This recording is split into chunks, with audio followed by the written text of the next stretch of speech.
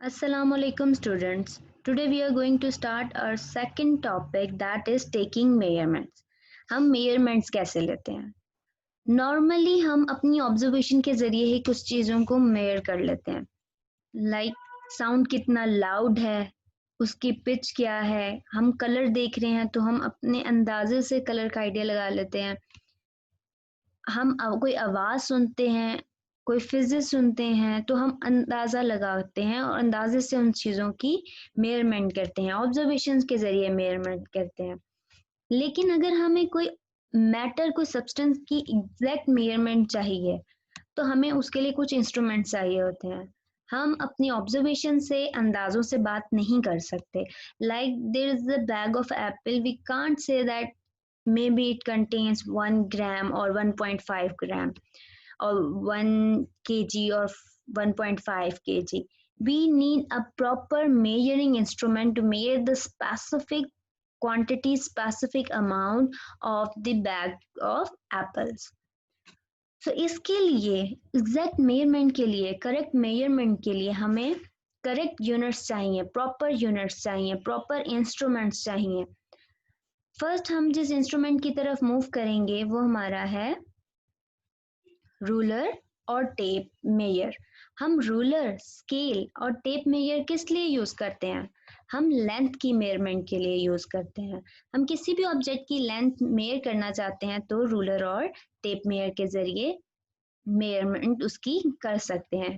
इसके different units होते हैं. लेंथ की मेजरमेंट के लिए डिफरेंट यूनिट्स यूज होते हैं. Millimetres which is denoted as mm, centimeters which is denoted as cm, meters which is denoted as m, and kilometers which is denoted as km. These all units are used to measure the length.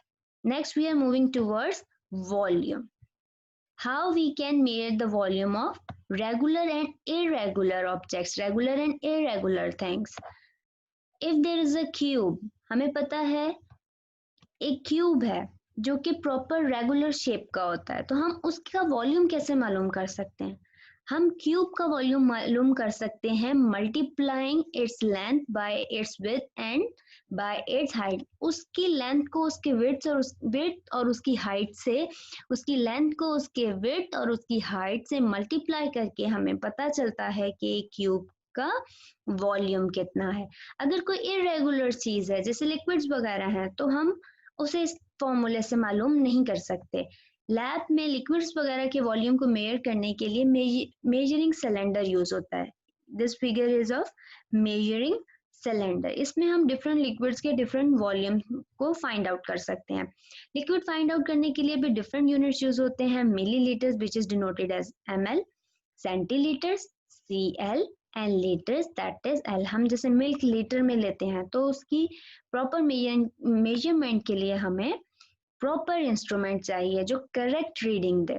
हम अंदाजे से नहीं बात कर सकते कि एक cup लेना है, 2 लेने हैं. नो, प्रॉपर मेजरमेंट हो जिसपे प्रॉपर जो है वो निशान हो, प्रॉपर जो लाइंस लगी हों कि ये कितने मिलीमीटर्स हैं, ये कितने सेंटीलीटर्स हैं, ये कितने लीटर्स हैं. Next we are moving towards mass. How we can calculate the mass of an object, of an substance, of any of matter. हम किसी भी मैटर का मैस कैसे मालूम कर सकते हैं? इसके लिए अब यहाँ देखें दो तरह के इंस्ट्रूमेंट्स यूज हो सकते हैं. वेइंग स्केल, वेइंग मशीन, उसके जरिए भी हम मैस मालूम कर सकते हैं. इलेक्ट्रॉनिक बैलेंसेस, आप कभी शॉप पर जाएं, कोई चीज खरीदें, कोई एप्पल्स लें, मैंगोज लें तो आप चाहते हैं उसे वेट करना, या आप फ्लोर लें, व्हीट लें, पल्सेस लें तो आप उनकी मेजरमेंट चाहते हैं कि कितने केजी या कितने ग्राम की हैं, तो शॉप्स पर इलेक्ट्रॉनिक बैलेंसेस यूज होते हैं. ग्राम्स और किलोग्राम्स में हम मैस की मेजरमेंट करते हैं. Next we are moving towards temperature.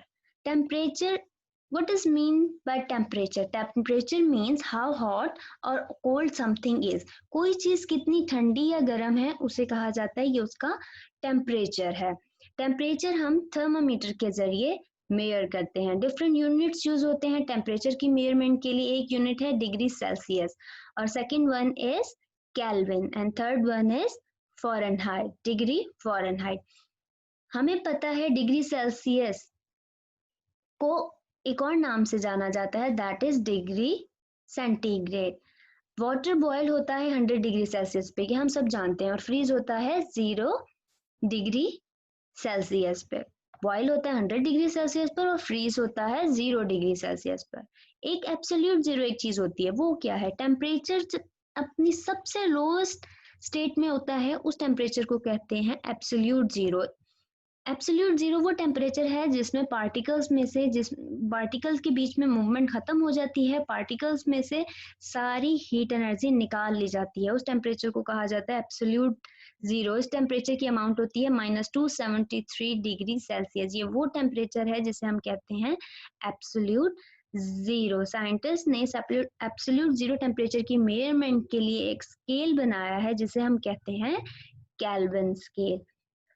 273 degree kelvin बराबर होता है 0 डिग्री सेल्सियस को। सो दैट मीन्स कि बर्फ जो है केल्विन के स्केल के मुताबिक 273 केल्विन पर फ्रीज हो जाती है और 0 डिग्री सेल्सियस पर फ्रीज हो जाती है। और फ़ारेनहाइट में किस टेम्परेचर पर आइस बनती है? 32 डिग्री फ़ारेनहाइट पर वाटर फ्रीज हो जाता है। और बॉयल किस फ़ारेनहाइट पर होता है? 212 डिग्री फ़ारेनहाइट पर। फ़ारेनहाइट, सेल्सियस, केल्विन, ये 3 यूनिट्स हैं टेम्परेचर की मेजरमेंट के लिए। नेक्स्ट हम मूव करते हैं टाइम। टाइम की मेजरमेंट हम स्टॉप क्लॉक और स्टॉप वॉचेस के जरिए करते हैं। टाइम का यूनिट होता है सेकेंड्स, मीटर्स, आवर्स। हम 3 यूनिट्स में टाइम की मेजरमेंट करते हैं, hours, minutes, seconds. The most important thing which we have to remember is that there are some specific units which are called SI units, standardized units, internationally used units. ये वो units होते हैं जो पूरी दुनिया में यूज किए जाते हैं एज अ स्टैंडर्ड। लेंथ के लिए एक स्टैंडर्ड यूनिट है, दैट इज मीटर। मैस के लिए एक स्टैंडर्ड यूनिट है किलोग्राम्स। ग्राम मैस का स्टैंडर्ड यूनिट नहीं है, एसआई यूनिट नहीं है, किलोग्राम्स एसआई यूनिट है।